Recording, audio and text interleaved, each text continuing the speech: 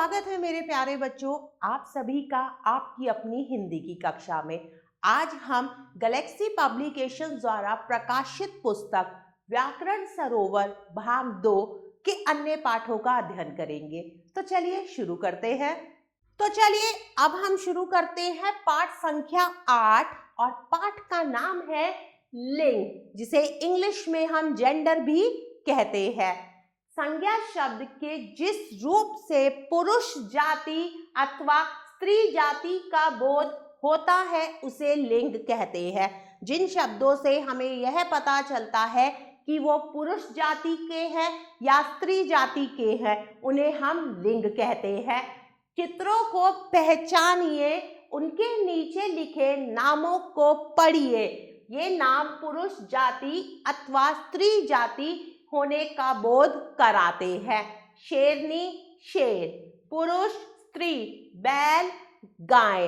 अब हम पढ़ेंगे लिंग के भेद। लिंग दो प्रकार के होते हैं, पुल्लिंग और स्त्रीलिंग। तो सबसे पहले हम पुल्लिंग के बारे में पढ़ेंगे, जिसे हम मैस्कुलाइन जेंडर भी कहते हैं। जो संज्ञा शब्द पुरुष जाति का बोध कराते हैं उन्हें पुल्लिंग कहते हैं, जैसे छात्र, बूढ़ा, मुर्गा, बैल, मोर। ये सब शब्द किसका बोध करा रहे हैं? पुरुष जाति का। अब हम पढ़ेंगे स्त्रीलिंग के बारे में। जो संज्ञा शब्द स्त्री जाति का बोध कराते हैं उन्हें स्त्रीलिंग कहते हैं, जैसे छात्रा, बुढ़िया, मुर्गी, गाय, मोरनी। ये सब क्या है? ये सब स्त्री जाति का बोध करा रहे हैं। अब हम निर्जीव वस्तुएं भी पुल्लिंग और स्त्रीलिंग में विभाजित होती हैं। वो वस्तुएं जो सांस नहीं लेती, निर्जीव हैं, वो भी स्त्रीलिंग और पुल्लिंग जाति का बोध कराती हैं। जैसे पुल्लिंग में हम पढ़ेंगे अखबार और स्त्रीलिंग में क्या है? पुस्तक, घर, दुकान, दूध, चाय, पलंग, कुर्सी। अन्य पुल्लिंग और स्त्रीलिंग शब्दों को याद कीजिए। चलिए अब हमें इन्हें याद करना है।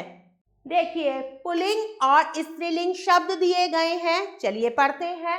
अध्यापक, अध्यापिका, नर, नारी, चूहा, चूहिया, चाचा, चाची, लड़का, लड़की, घोड़ा, घोड़ी, पुरुष, स्त्री, ताऊ, ताई, दादा, दादी, मामा, मामी, धोबी, धोबिन, लेखक, लेखिका, नाना, नानी, छात्र, छात्रा, राजा, रानी, देव, देवी, नौकर, नौकरानी, हाथी, हथनी, बालक, बालिका, बिलाव, बिल्ली, भाई, बहन, मोर, मोरनी, बाप, माँ, बेटा, बेटी।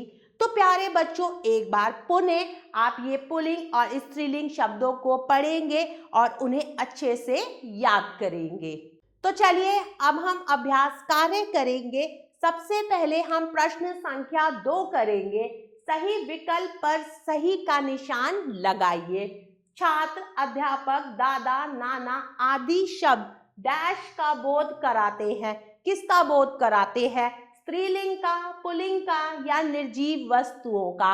तो सही विकल्प है पुल्लिंग। अखबार व घर डैश शब्द हैं। कैसे शब्द हैं? पुल्लिंग, स्त्रीलिंग या अभयलिंग? तो ये सब शब्द हैं पुल्लिंग।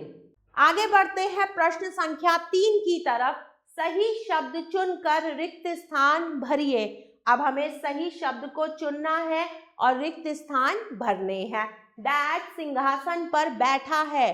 कौन सिंहासन पर बैठा है? रानी या राजा? तो सही शब्द है राजा। डैश ने लाल लहंगा पहना है। किसने लाल लहंगा पहना है? दुल्हन ने या दूल्हे ने?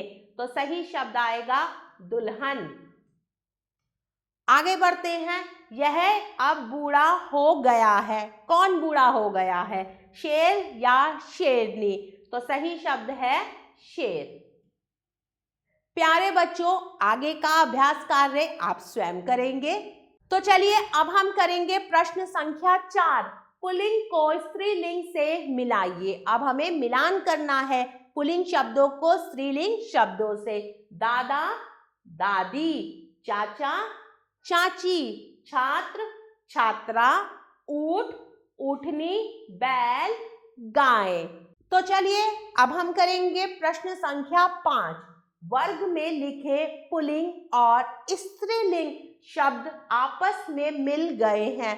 देखिए सारे शब्द आपस में मिल गए हैं, वो पुल्लिंग भी हैं और स्त्रीलिंग भी हैं। इन्हें छांटकर अलग अलग लिखिए। अब इन शब्दों को छांटकर हमें अलग अलग लिखना है।